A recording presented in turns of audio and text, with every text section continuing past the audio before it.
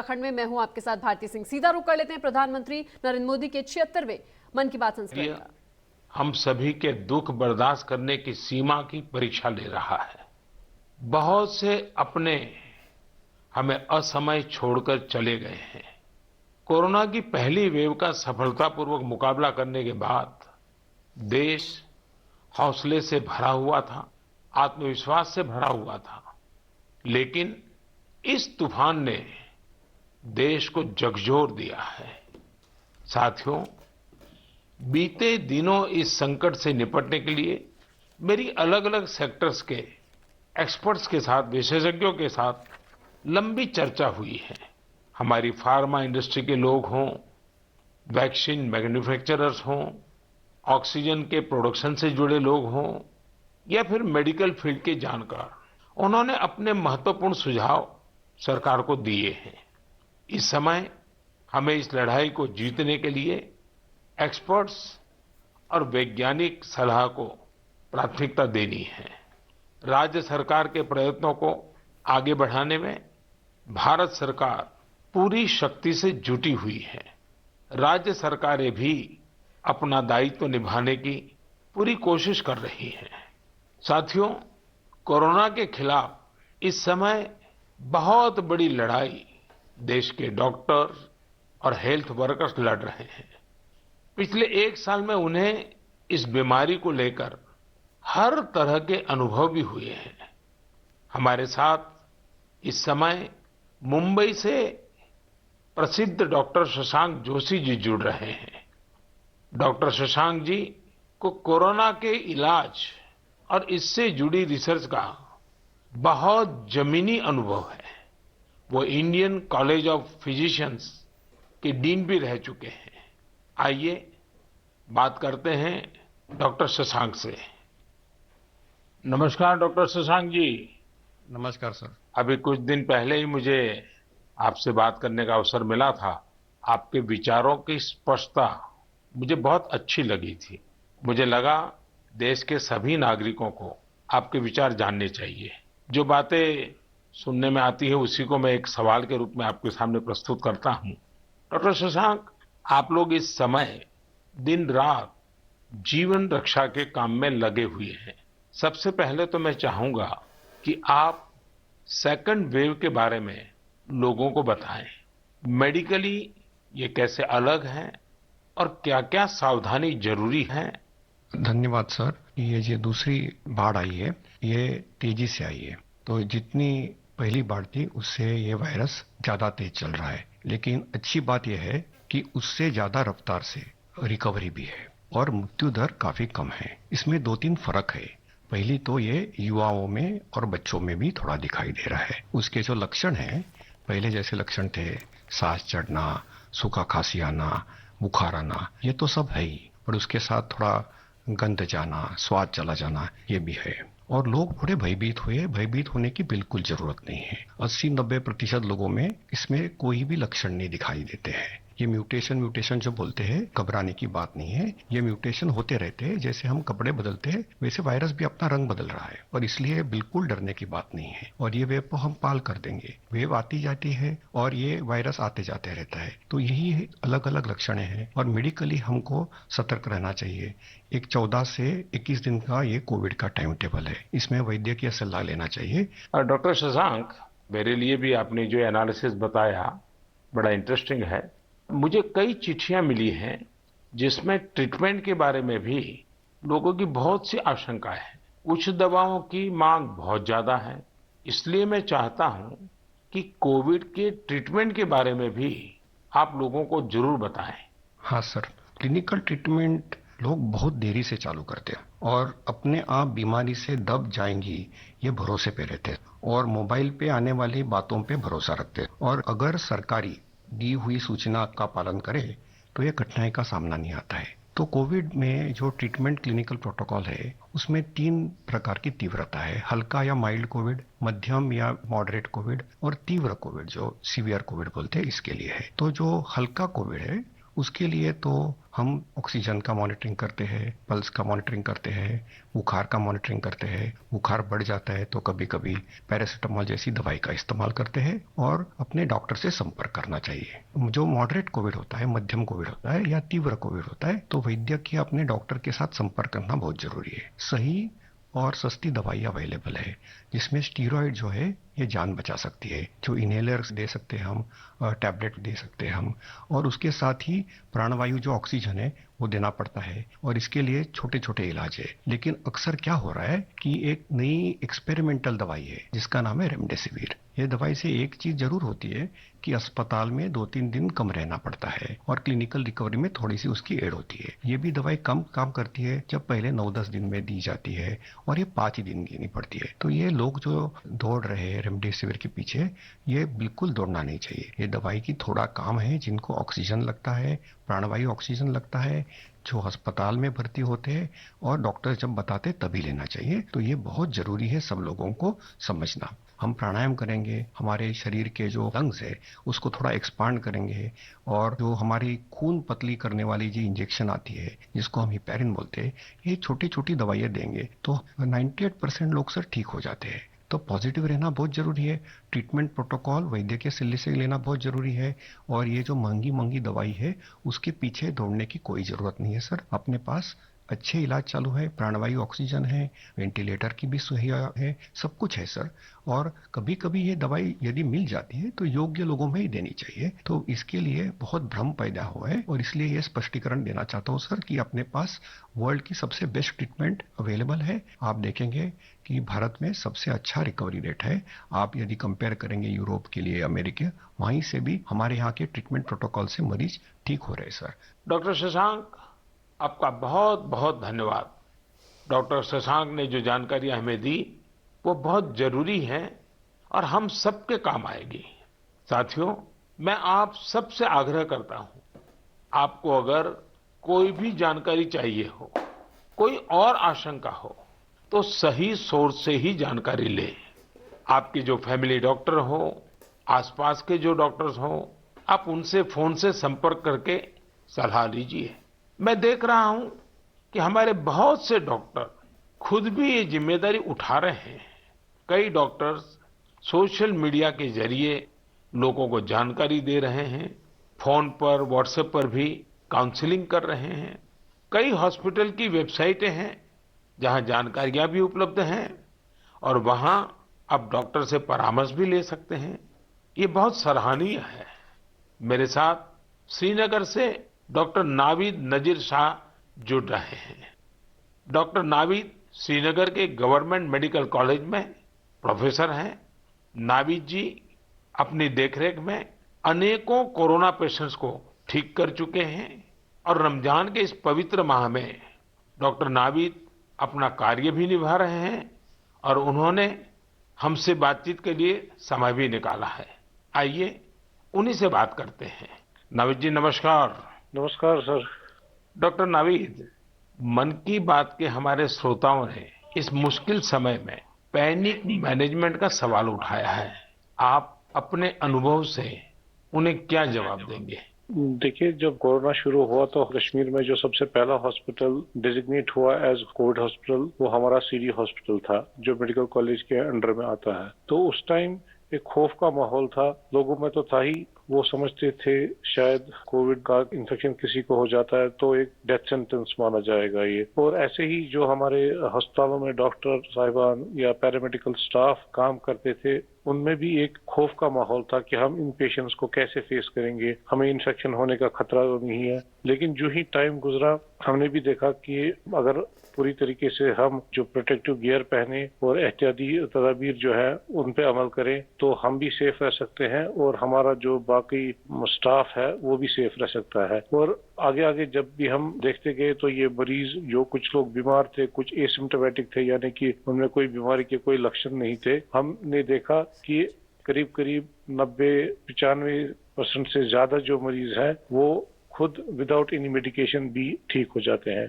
तो वक्त जैसे गुजरता गया तो लोगों में जो कोरोना का एक डर था वो बहुत कम हो गया। आज की बात जो हम ये सेकंड वेव जो इस टाइम हमारी आई है इस कोरोना में, इस टाइम भी हमें पैनिक होने की जरूरत नहीं है। इस मौके पे भी हम अगर जो प्रोटेक्टिव मेजर्स हैं, जो एसओपीज है, अगर उन पे हम अमल करेंगे, जैसे मास्क पहनना, हैंड सैनिटाइजर का यूज करना, इसके अलावा फिजिकल डिस्टेंस मेंटेन करना या सोशल गैदरिंग्स हम अवॉइड करें, तो हम अपना रोजमर्रा का काम भी बखूबी निभा सकते हैं और इस बीमारी से प्रोटेक्शन भी पा सकते हैं। डॉक्टर नावीद, वैक्सीन को लेकर भी लोगों के कई सारे सवाल हैं, जैसे कि वैक्सीन से कितनी सुरक्षा मिलेगी, वैक्सीन के बाद कितना आश्वस्त रह सकते हैं।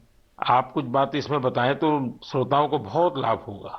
जब कोरोना का इन्फेक्शन सामने आया तब से आज तक हमारे पास अभी कोविड-19 के अगेंस्ट कोई इफेक्टिव ट्रीटमेंट अवेलेबल नहीं है। तो हम इस बीमारी को फाइट दो ही चीजों से कर सकते हैं, एक तो प्रोटेक्टिव मेजर, और हम पहले से ही कह रहे थे कि अगर कोई इफेक्टिव वैक्सीन हमारे पास आए तो वो हमें इस बीमारी से निजात दिला सकता है। और हमारे मुल्क में 2 वैक्सीन इस टाइम अवेलेबल है, कोवैक्सीन है, कोविशील्ड है, जो यहीं पे बना हुआ वैक्सीन है। और कंपनीज भी अपनी जो उन्होंने ट्रायल्स की हैं तो उसमें भी देखा गया है कि इसकी एफिकेसी जो है वो 60% से ज्यादा है। अगर हम जम्मू कश्मीर की बात करें, हमारी यूटी में अभी तक 15 से 16 लाख तक लोगों ने अभी ये वैक्सीन लगाया है। हाँ, सोशल मीडिया में काफी इसके जो मिसकंसेप्शन या मिथ्स इसमें आए थे कि ये साइड इफेक्ट्स हैं। अभी तक हमारी जो भी यहाँ पे वैक्सीन लगे हैं कोई साइड इफेक्ट उनमें नहीं पाया गया है। सिर्फ जो आम हर किसी वैक्सीन के साथ एसोसिएटेड होता है, किसी को बुखार आना,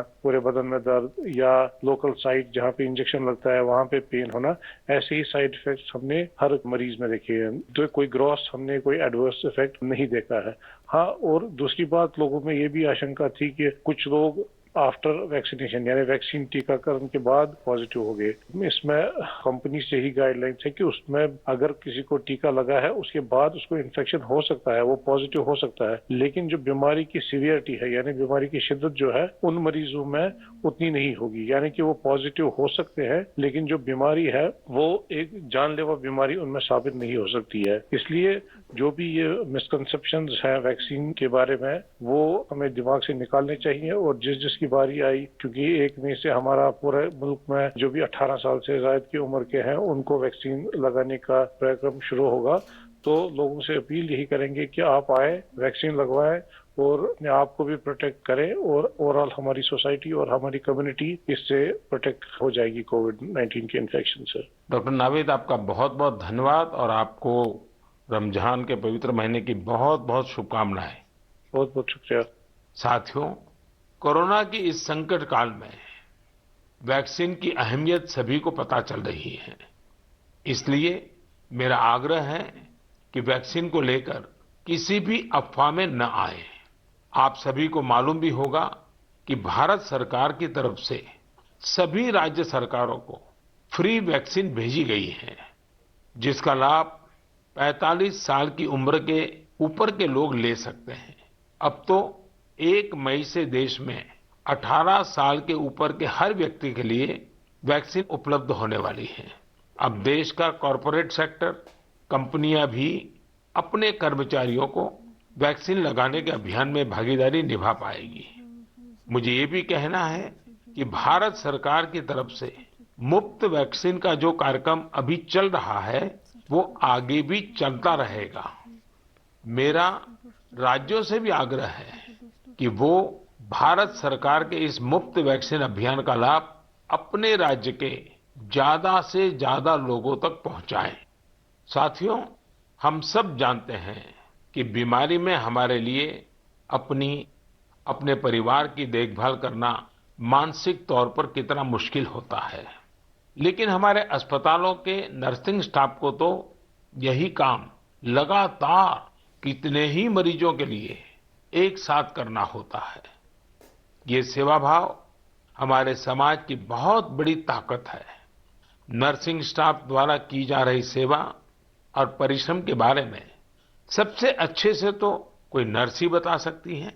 इसलिए मैंने रायपुर के doctor B.R. Ambedkar medical college hospital में अपनी सेवाएं दे रही सिस्टर भावना ध्रुव जी को मन की बात में आमंत्रित किया है। वो अनेकों कोरोना मरीजों की देखभाल कर रही हैं। आइए उन्हीं से बात करते हैं। नमस्कार भावना जी। आदरणीय प्रधानमंत्री जी, नमस्कार। भावना जी, yes sir.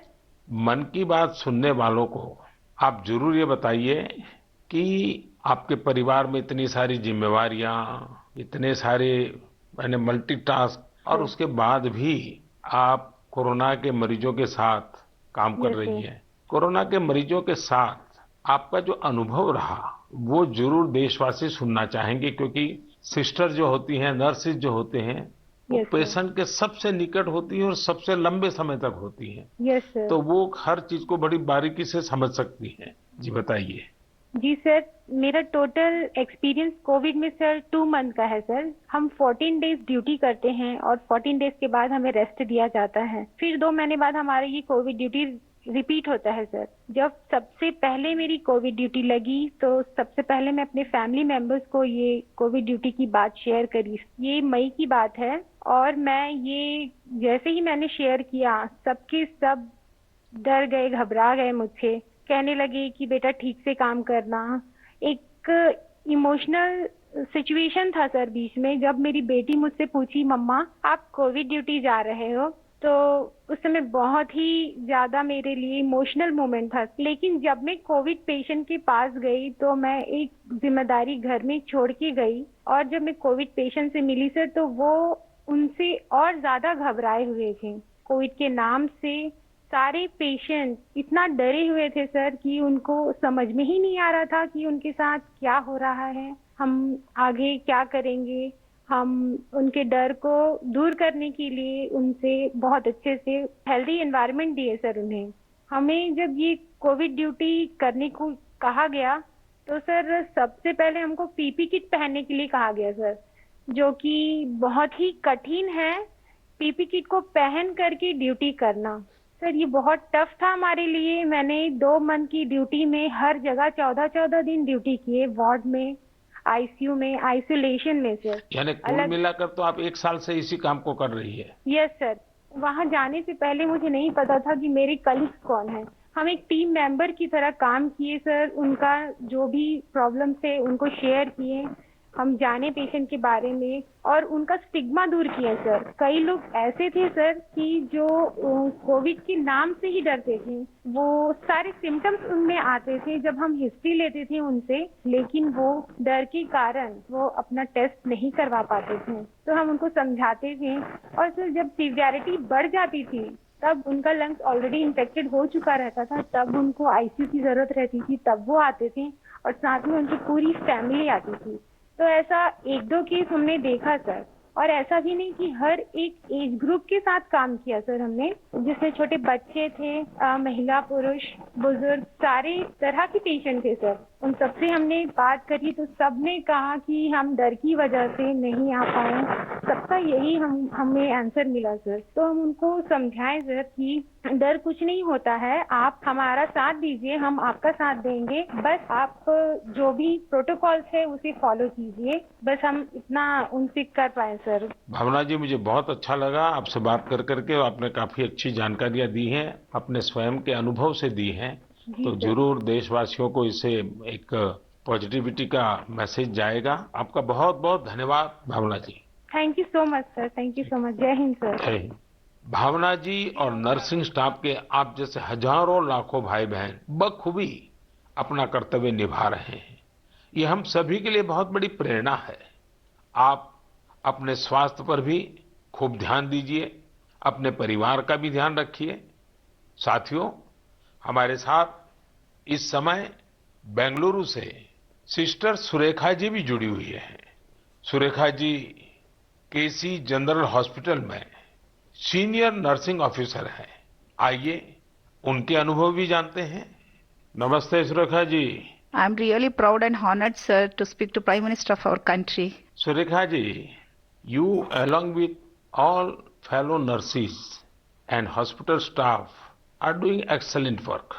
India is thankful to you all. What is your message for the citizens in this fight against COVID-19? Yes, sir. Being a responsible citizens, I would really like to tell something like, please be humble to your neighbors. And early testing and proper tracking help us to reduce the mortality rate. And moreover, please, if you find any symptoms, isolate yourself and consult nearby doctors and get treated as early as possible.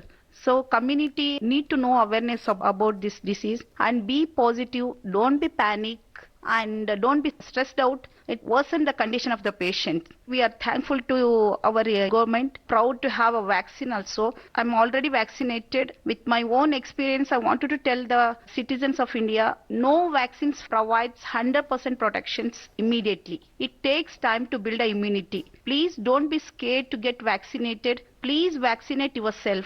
There is a minimal side effects, and I want to deliver the message like stay at home, stay healthy, avoid contact with the people who are sick, and avoid touching the nose, eyes and mouth unnecessarily. Please practice physical distancing, wear mask properly, wash your hands regularly, and home remedies you can practice in the house. Please drink Ayurvedic Khada, take steam inhalation and mouth gargling every day, and breathing exercise so you can do it. And one more thing, last and not least, please have a sympathy towards frontline workers and professionals. We need your support and cooperation. We will fight together. We will get through with the pandemic. This is what my message to the people, sir. Thank you Surekha ji. Thank you, sir. Surekha ji, वाकई आप बहुत कठिन समय में मोर्चा संभाले हुए हैं। आप अपना ध्यान रखिए। आपके परिवार को भी मेरी बहुत बहुत शुभकामनाएं हैं।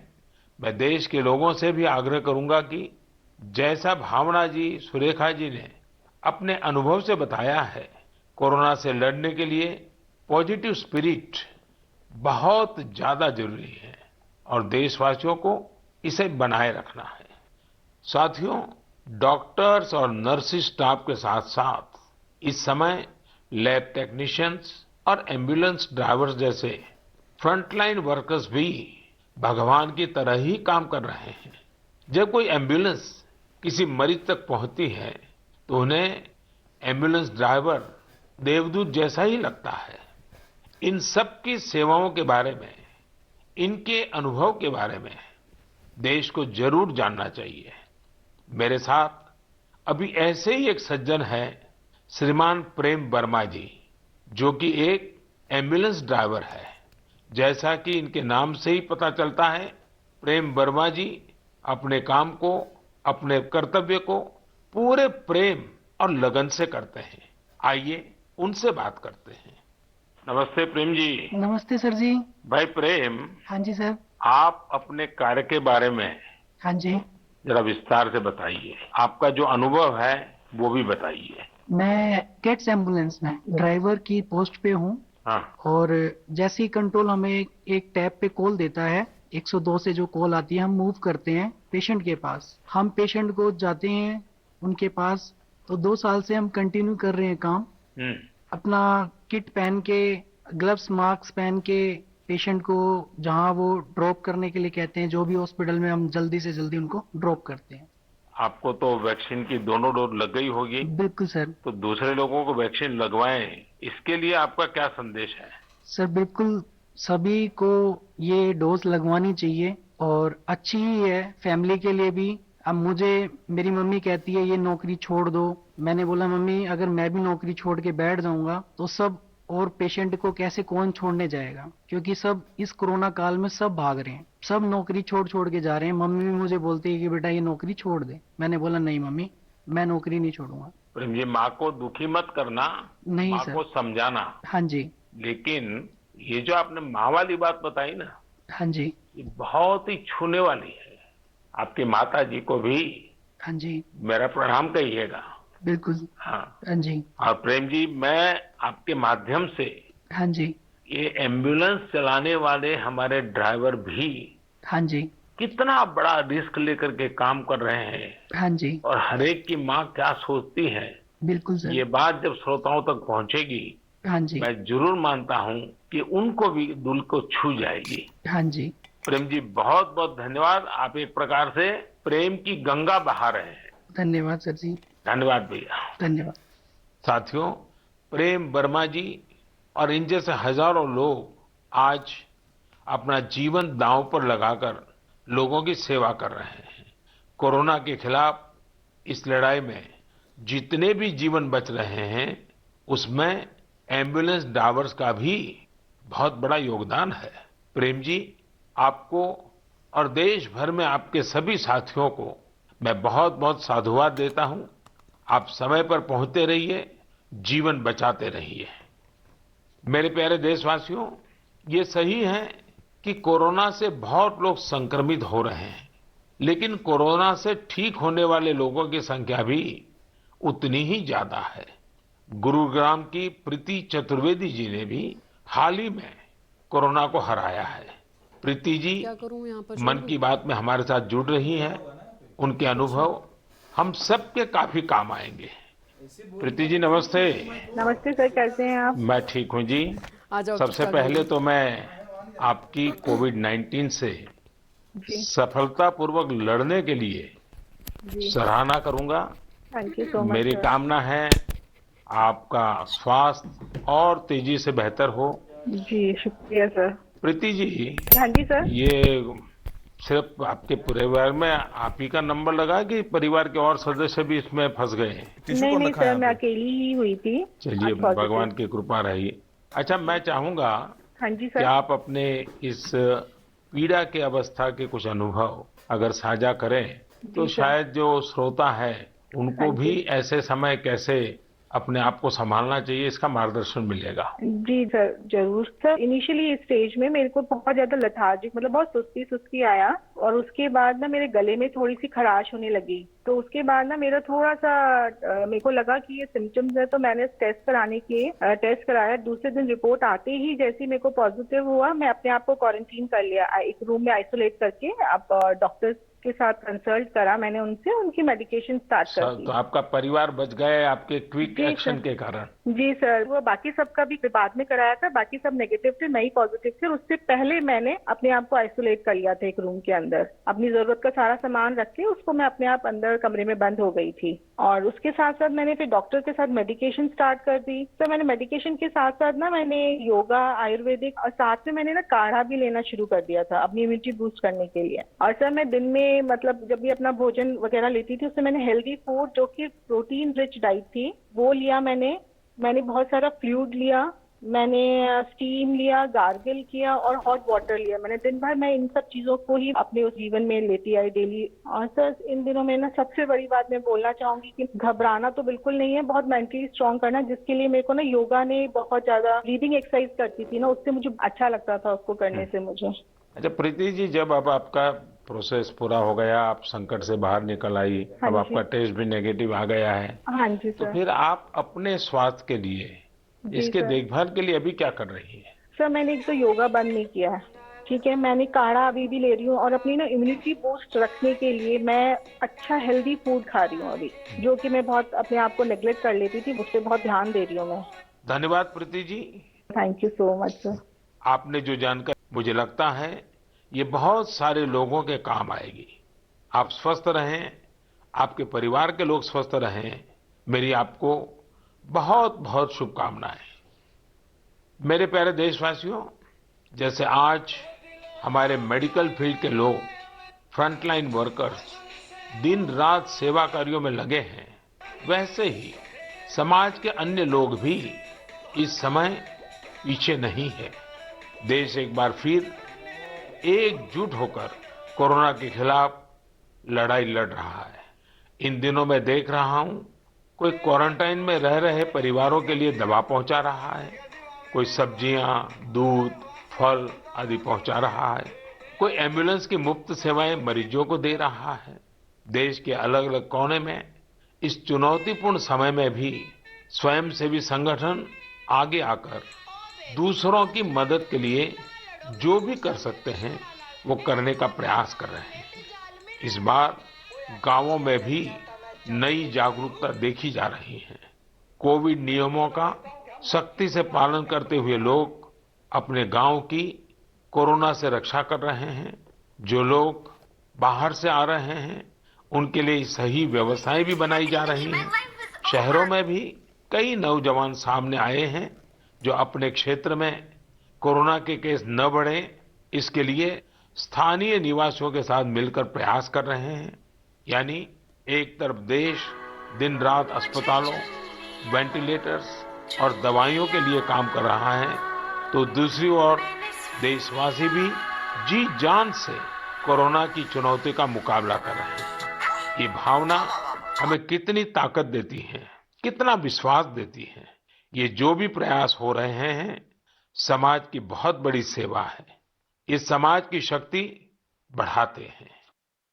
मेरे प्यारे देशवासियों, आज मन की बात की पूरी चर्चा को हमने कोरोना महामारी पर ही रखा, क्योंकि आज हमारी सबसे बड़ी प्राथमिकता है इस बीमारी को हराना। आज भगवान महावीर जयंती भी है। इस अवसर पर मैं सभी देशवासियों को शुभकामनाएं देता हूं। भगवान महावीर के संदेश हमें तप और आत्म संयम की प्रेरणा देते हैं।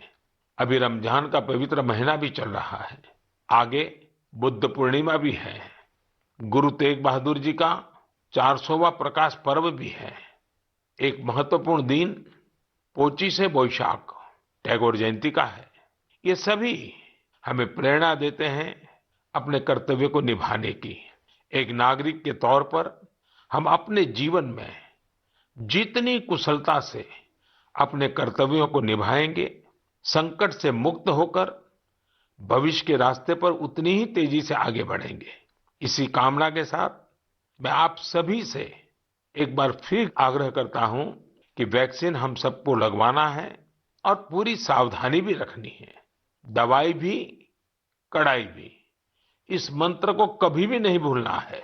हम जल्द ही साथ मिलकर इस आपदा से बाहर आएंगे। इसी विश्वास के साथ आप सभी का बहुत बहुत धन्यवाद। नमस्कार। तो पीएम नरेंद्र मोदी मन की बात कर रहे थे। मन की बात में पीएम मोदी ने तमाम चीजों का जिक्र किया। कहा सभी सेक्टर्स के लोगों ने अहम सुझाव दिए हैं। ऐसा भी पीएम नरेंद्र मोदी ने इस संबोधन में जिक्र किया। मजबूती से लड़ने का समय है और हमें लड़ना ही होगा। कोरोना ने देश को झकझोर दिया है। राज्य सरकारें भी दायित्व निभाने में जुटी हुई हैं। ऐसा भी पीएम नरेंद्र मोदी ने संबोधन में जिक्र किया है। मन की बात में पीएम नरेंद्र मोदी ने तमाम चीजों का जिक्र किया, कोरोना पर जिक्र किया। सभी सेक्टर्स के लोगों ने अहम सुझाव दिए हैं। मजबूती से लड़ने का समय है इस वक्त। कोरोना ने देश को झकझोर दिया है। तो ये भी कहा गया राज्य सरकारें भी दायित्व निभाने में जुटी हुई हैं।